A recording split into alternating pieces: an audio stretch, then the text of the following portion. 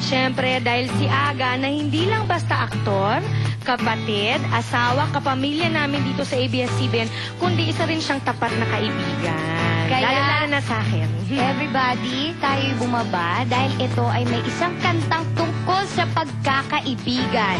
Everybody, Mr. Aga Mula.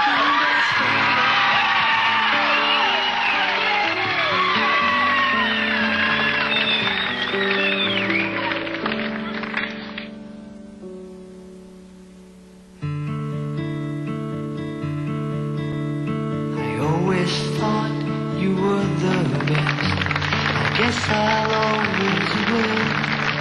I always felt that we were best, and I feel that way still. Sometimes we took the hard road, but we always saw it through.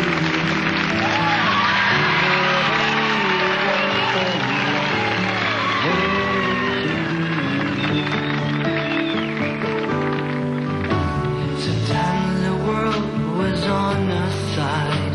Sometimes it wasn't fair. Sometimes it gave a helping hand. Sometimes we didn't care. 'Cause when we were together, it made the dream come true.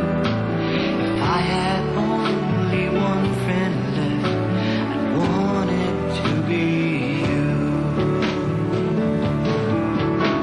Someone who understands me and knows me inside out and helps keep me together, believes without a doubt that I could move a mountain. Someone to tell it to. If I had only one friend left, I wanted to be.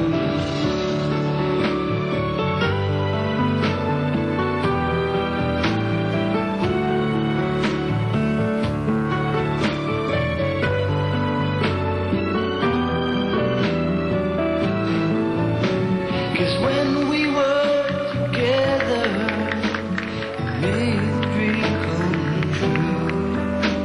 If I had only one friend left, I wanted to be you. Someone who understands me and knows me inside out and helps keep me together and believes without a doubt that I could move a mountain. Someone to tell it to. If I had only one friend left, I wanted to be you.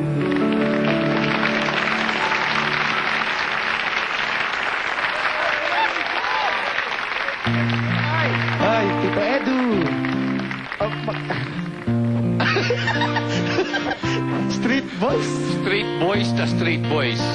Sandali. Parang pero taping tayo, parang sarap nakakamiss na yung taping, ano? Hindi, halika. Pero sa akin, Pag-uusapan. parang puro chismoso to mga to eh. Hindi naman. Ako nakikinig lang ako sa mga chismis. Hindi naman. No, pero ating pag-uusapan kasi rito kung sino si Aga Mulak bilang isang kaibigan. Alam mo. Yani, mauna ka. Si Mr. Agamulak po, si Kuya Michael, bilang kaibigan, para kang merong ama, para kang merong kapatid, pinsan, hindi lang pampamilya to eh, pang sports pa, lahat nandyan na. Kasi yan ang nakakaalam kung ano ang buhay ko bilang may asawa, bilang kapatid at bilang anak. Minsan nagugulo ng buhay. Nagugulo siya ng buhay. Pumapasok hanggang kwarto namin yan sa alas 5 ng umaga. Ginigising mga anak mo. Ginigising mga anak. Sila. At least doon ako sa bahay nila. Pero hanggang garahe ka na lang. Napakabait na ano po yan. Tama na naman. kaibigan. Napakabait. That's ako. Thank you, Kuya. Ako, pwede bang magdagdag? Bilang yung makabawi man lang. Sige. Wow. Ako lang. Pupurihin mo ako, first time to. Hindi, ito yung akin naman. And ito applies na rin sa'yo, kaibigan. Thank you. Matagal-tagal na rin tayo magkaibigan. Ako lagi niyo akong binibiro kaya yung Pagdating daw ng 65, bigla niyo ako sisigawan na, Edu! Yung may maganda oh. Saan? Uy, tara! Naka-wheelchair ka na. Naka-wheelchair pero hindi pa rin nagbabago. Sinasabi niyo minsan kailangan ko na ng cane. Kung ano mga pinagsasabi niyo, kasi hindi ko na kaya. Mahina na tuhod ko. But you know, ewan ko kung bakit. Meron kong galing sa'yo at galing kay Bayani. Wala akong nararamdaman na sama ng loob. You can say it as open as you want. Kasi Tayo dito. Kasi sa mga katulad ko siguro, well, magtagal-tagal na rin ako sa industriya. Oo naman. Mag-8 years na ako. And, no, ako, sumobra ako ng konti sa'yo, my friend. 24 years actually this year. Sabihin mo lang gusto mo sabihin. Pero alam ko kasi kung anong nasa puso mo. Yun mas importante sa akin yan. At minsan, wala ka nang kailangan sabihin pa. Pero yung nakikita ko, yung minsan makikita tayo sa hallway, hindi tayo magsasalita, maglalabas ng kamay, magtatapikan ng kamay.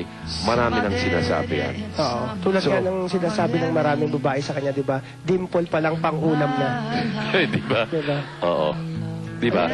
No, and ang gusto ko rin kaaga kapag tuwing nakakita ng babae, laging, hi, yun yung lagi.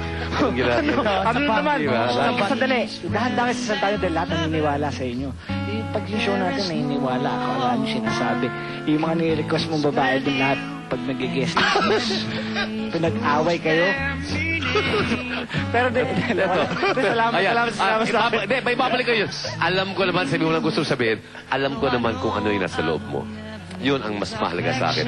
At yung isang bagay, hindi ko makakalimutan dahil ang turing ko sa'yo, bukod sa kumpare, isang tunay na kaibigan. Maraming salamat, Mr. Mula. Thank you very much. Thank you very much. Danny, salamat.